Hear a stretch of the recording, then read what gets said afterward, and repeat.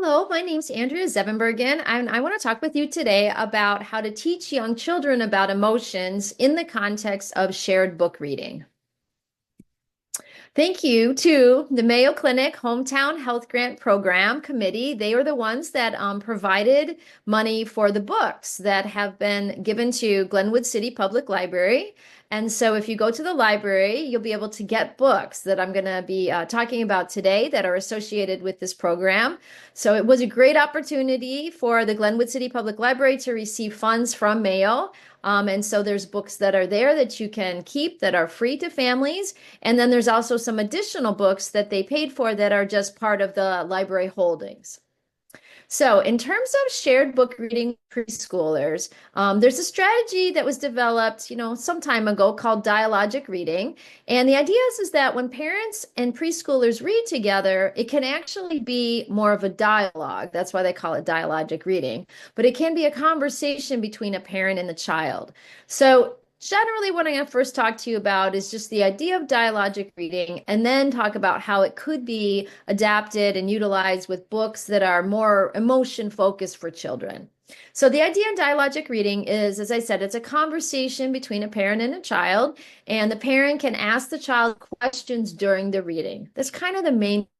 So questions can be yes, no questions, or what questions, like what is this? What is that person doing? So it can be what oriented questions. You can ask who questions, where, why questions. So these questions can relate to pictures in the book as well as different characters' emotions, thoughts, and motivations. Now, another strategy in dialogic reading is to elaborate the child's response to a question. So let's say you ask the child a question, child answers. You can elaborate it by repeating what the child said and then just adding on a little bit more. So dialogic reading was first developed to try to help children to facilitate their language development. And this was back in the long time ago, back in the 1980s is when they first started to do this. So what I'm talking about also today is this idea of how you can use these books to help teach children about emotions. But part of the strategy is really just to also just get this conversation going. And so sometimes if your child would give an answer during the shared book reading, you could repeat what the child says and add on to it. Now, to draw the child's attention to pictures in the book, you can say things like, look at that, and wow, and point to pictures. Because you think about, you want to try to keep your child's attention during the shared book reading. And another way to also keep the child's attention and interest is to encourage them by saying, like, let's say the child has said something during the reading, you can say, oh, that's a great idea, or yes, I think you're right. This is, doing such a great job reading here today. So you can really encourage the child. So we definitely want to keep shared book reading fun for the child so that the child gets the most out of it in terms of learning new words, talking more than they might have in the past in terms of longer sentences. And then also, being able to talk about emotions more than they might have in the past. So we want to think about it's a learning experience for a child. So we need to make it fun. So you want to be attentive and sensitive to the child's level of interest during the reading. So the book doesn't have to be, the whole thing doesn't have to be read. You can read a couple pages. If you see the child's interest is reading the whole book, then I say read the whole book. But if the child just wants to read a little bit, you can read a few pages and then pick up the book another time. It's also important to carefully consider the types of questions to ask the child based on the child's age. So questions like yes, no questions or easy what questions make more sense for a child who's 2 or 3 years old. And then if you're reading a book with a child who's maybe 5 or 6, well, you can ask all kinds of questions about why kinds of questions and kinds of, thinking about, again, the idea that trying to match the type of questions to the child's age. We also mix up the kinds of questions asked with some that we know that the child is probably really going to be able to easily answer with ones that might be more challenging. We also, in the shared reading, mix straight reading of the text from, we have that where we're reading information directly from the book, but also mixing that up with this dialogic reading where you're asking the child questions. It's helpful if you can to read in a quiet environment, just because then there's less distractions around, when you're reading. But I know sometimes that's not possible. It's going to be a lot going on in the house, but if it's possible, try to read in a quiet environment.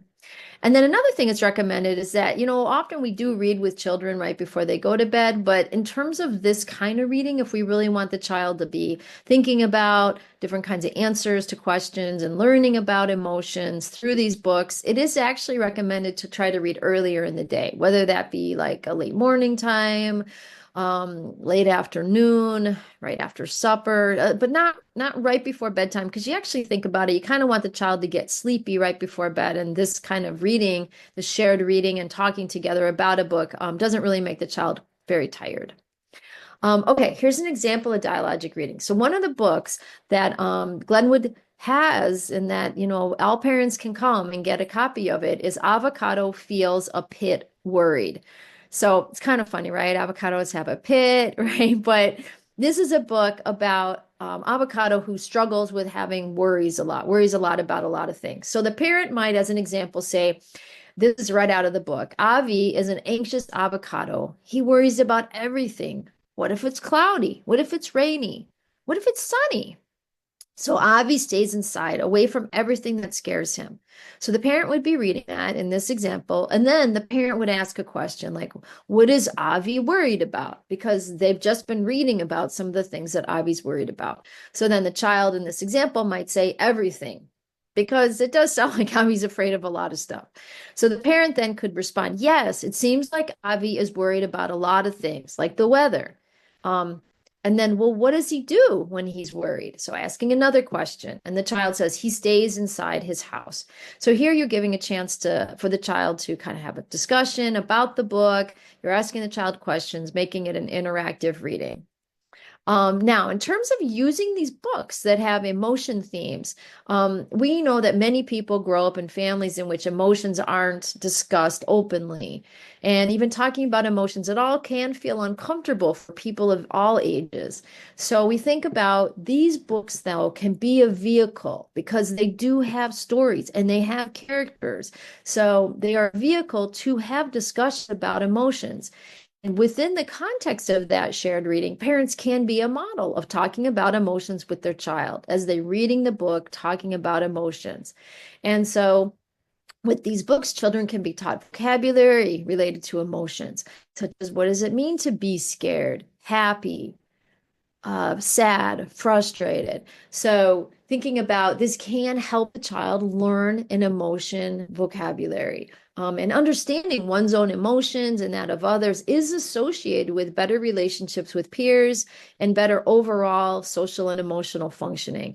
So we think about that it is important for children to grow up, be able to understand their own emotions and that of other people. So these books, starting from an early age can help the child to learn those things.